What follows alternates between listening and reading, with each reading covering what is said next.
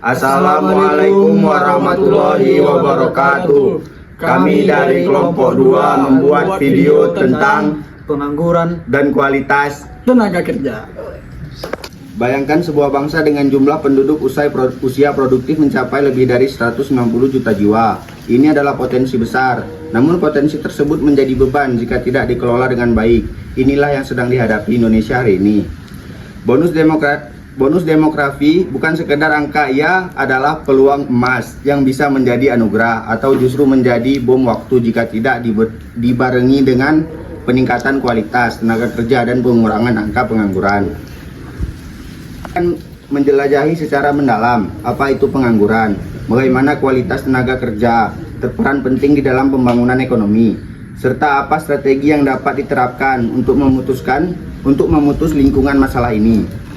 Nah, apa itu pengangguran dan jenis-jenisnya?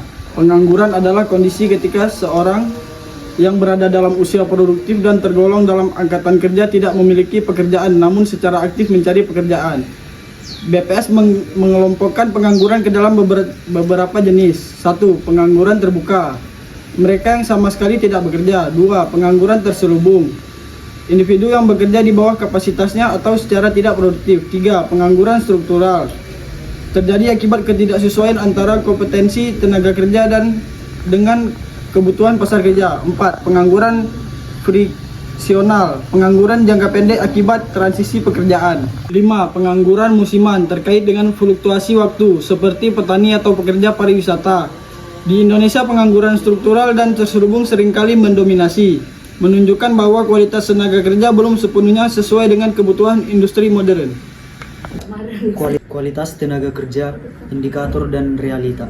Kualitas tenaga kerja merujuk pada kemampuan individu untuk menjalankan tugas pekerjaan secara efisien dan produktif. Indikator utama kualitas tenaga kerja meliputi yang pertama tingkat pendidikan. Makin tingkat jenjang pendidikan, makin besar akses pada pekerjaan yang layak. Yang kedua, keterampilan dan teknis. Faktor kesehatan mempengaruhi daya tahan kerja seseorang. Yang keempat, etos kerja dan kedisiplinan. Disiplin dan semangat kerja tinggi meningkatkan produktivitas. Sayangnya, laporan Bank Dunia pada tahun 2023 menyebutkan bahwa hanya sekitar 8-10% tenaga kerja Indonesia yang tergolong skill labor. Sisanya masuk kategori semi-skill dan unskill. Hal ini menunjukkan adanya kesenjangan besar antara lulusan pendidikan dan kebutuhan industri. Hubungan antara pengangguran dan kualitas tenaga kerja. Rendahnya kualitas tenaga kerja merupakan faktor utama penyebab tingginya pengangguran. Ketika dunia industri menuntut keterampilan tertentu, misalnya digital literasi, manajemen proyek, hingga keahlian Hubungan antara pengangguran dan kualitas tenaga kerja. Rendahnya kualitas tenaga kerja merupakan faktor utama penyebab tingginya pengangguran. Ketika dunia industri menuntut keterampilan tertentu, misalnya digital literasi, manajemen proyek, hingga keahlian teknis, namun calon tenaga kerja belum memilikinya, maka akan terjadi pengangguran struktural. Sebaliknya, pengangguran yang berlangsung lama juga akan menurunkan kualitas tenaga kerja. Keterampilan yang tidak diasah akan menurun, rasa percaya diri menghilang, dan ketertinggalan teknologi semakin nyata.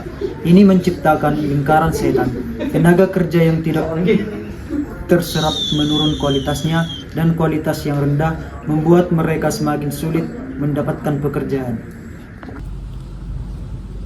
Tingginya pengangguran dan rendahnya kualitas tenaga kerja berdampak luas secara ekonomi. Ini menurunkan daya beli masyarakat, memperlambat pertumbuhan ekonomi nasional, dan meningkatkan ketimpangan. Secara sosial, pengangguran berpotensi menimbulkan masalah sosial seperti kriminalitas, urbanisasi liar, hingga gangguan kesehatan mental. Generasi muda yang tidak bekerja dan tidak belajar juga berisiko menjadi generasi yang kehilangan harapan yang disebut lost generation. Mengatasi pengangguran dan meningkatkan kualitas tenaga kerja memerlukan kolaborasi lintas sektor. Berikut beberapa strategi yang terbukti efektif, yaitu yang pertama, revitalisasi pendidikan vokasi dan SMK. Kurikulum harus disesuaikan dengan perkembangan industri dan teknologi. Yang kedua ada pelatihan kerja berbasis kebutuhan industri. Balai Latihan Kerja BLK harus diperkuat dan didigitalisasi. Yang ketiga ada sertifikasi profesi dan pengakuan keterampilan melalui lembaga sertifikasi profesi atau LSP. Yang keempat ada program magang terstruktur. Lembaga menjembatani dunia pendidikan dan dunia kerja. Yang kelima ada kebijakan afirmatif untuk sektor padat karya dan wirausaha muda. Masa depan Indonesia bergantung pada manusianya. Tidak cukup hanya dengan jumlah, yang dibutuhkan adalah kualitas. Mari bersama tingkatkan keterampilan, dukung reformasi pendidikan dan pemilihan kerja, serta buka ruang kolaborasi antara pemerintah, swasta, dan masyarakat. Dengan sumber daya manusia yang unggul dan pekerjaan yang produktif, Indonesia bisa menjadi kekuatan ekonomi dunia. Sekian video dari kami. Terima kasih.